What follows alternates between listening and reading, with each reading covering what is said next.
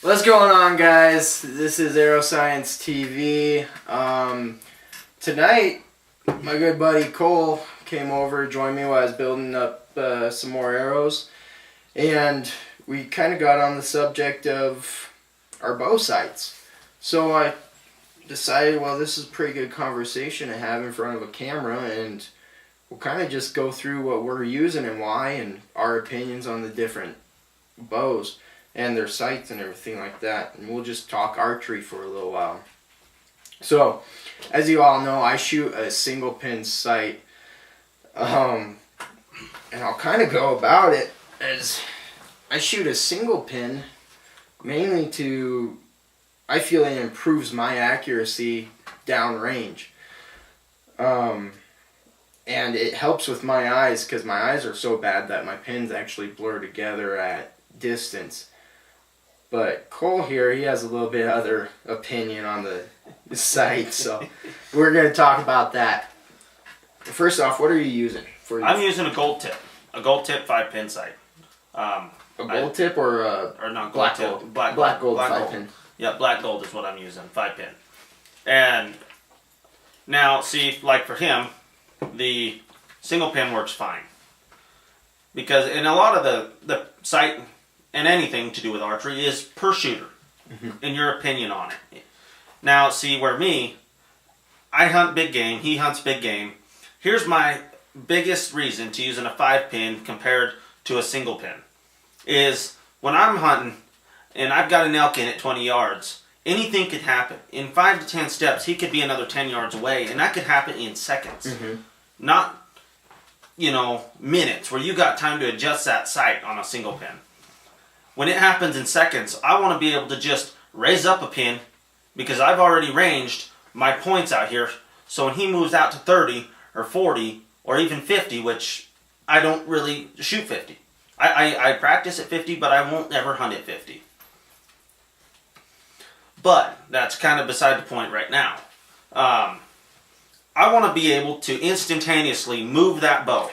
I don't want to have to guess where I'm shooting because I adjusted my sight to 20 yards and now he's at 40 and then I'm guess shooting. And so that's kind of my whole reasoning for it, is because I'm not a long range shooter. And I'm not a real heavy shooter. I shoot a 67-pound bow, which about average for a male. Yep.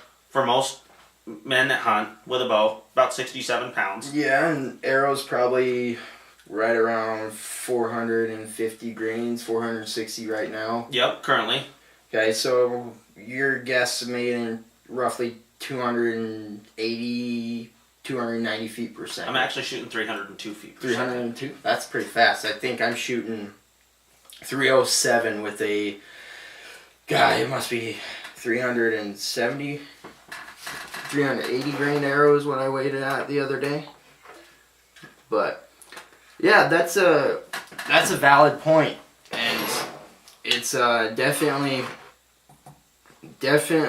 a good argument. 381, good argument on that part, because it does make sense. I mean, when you want to shoot, or when you're dealing with an animal in a situation, every situation's different, and every situation's bound to change. Absolutely. You're not shooting your target out in the yards where you're at 30, 40, 50 yards.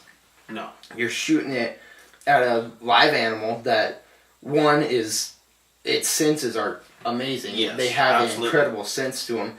2, they're incredibly fast. And 3 is they're always moving. Yes. You get a couple seconds, if you're lucky, to take a great shot on an animal. Yes. So that quick range does help. I've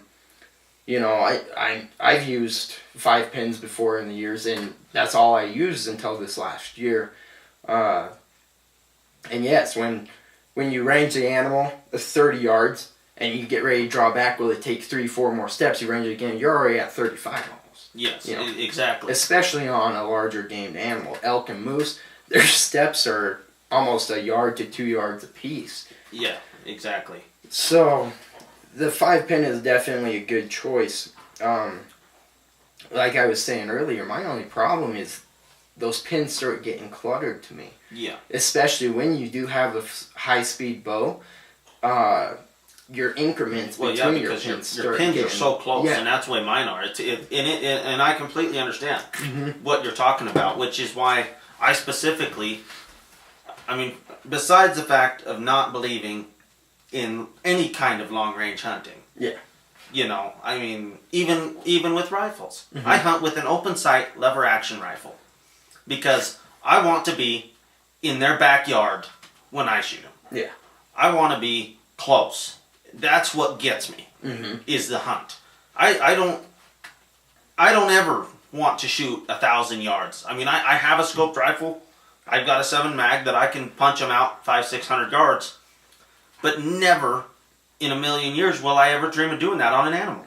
You know, I'll shoot a soda can box, I'll shoot targets at that kind of range, shooting gongs, whatever. It's fun when you're just out shooting, and it's cool. And like on a prairie dog, I'll blow some rounds. I mean, what's the worst that can happen? It's a prairie dog. It's a prairie dog, you know. But this, I rely that outlook into archery hunting also, because when you start stretching that shot into not necessarily 50 yards, and a lot can go wrong in 50 yards. Yes. As we all know, a lot can go wrong in 20 yards. I mean, a lot can go wrong anywhere. Yes. You know, I mean, archery hunting is a tough sport. And anything can go wrong in a matter of seconds. Yeah, there's just so much. Even when you're shooting a high-speed bow, you know, the best arrows, the best bow, and you're within, you know, a certain distance of them, you still have half a second at least before that arrow hits its target. I mean, I'll shoot out at 80 yards on my practice range here, and you can count 1,001, 1,002, 1,000, and then boom, you hear it hit and you watch it hit. Yeah. So it's definitely not a rifle, you know. No. But it's just one of those things where the farther you push it out, the more you have to be aware of your situation. Absolutely. I mean, if an animal is standing at 60 yards, and I know I have them completely by surprise, most of the time, unless it's an elk, and where I'm worried about getting that full penetration and everything, I will take that 60-yard shot because, one, I do practice at it constantly, and two, if it's that perfect situation, I'm more than comfortable in it. Absolutely. But, once again, you can't control the animal. No, you can't. And as we both have learned from past experiences, that things can and will, more times than not, for some reason, go wrong. Yes. And it is the biggest pain. Can't even, and any archery hunter knows that. Yep. They know. If anything can and will go wrong, it probably will. Yeah. If it can go wrong, it's probably going to go wrong. Oh, yeah. All the time. I mean, out of all the encounters archery hunters get, how many shots do you really get per season? 1 or 2? Maybe 3 or 4 if you're really kicking it. You know, there's just a million factors that play into it. The wind switches. Even if you use, you know, the Centaway or whatever brand you choose to use. Yep. Even if you're using it, you can't rely on it. You can't fool the nose of an animal. Oh, yeah. I mean, it's just, you can't. I mean, you can't rely on it, and you can't fool that nose. No. So it could be as something as simple as a switch of wind, or it could be they heard you draw back, or when you drew back, your bow clunked, which you learned last year. I had an experience. I think it was 2 years ago. We had these whitetail coming in on us. Yeah. I mean, we were gonna have a perfect. It wouldn't have been a 10-yard shot. I could have pointed at him and just shot with my eyes closed. Absolutely. You know? But my hunting partner, he was moving around a little bit, and so I turned around to tell him to, you know, keep quiet and keep still. Well, as I was doing that, my release on my wrist hit my bow, which made a clunk, which ended up, and then as soon as I heard that, I looked around the little bush we were hiding behind, and all I see is whitetails just running. So it's just one of those things, the little things that you don't even think about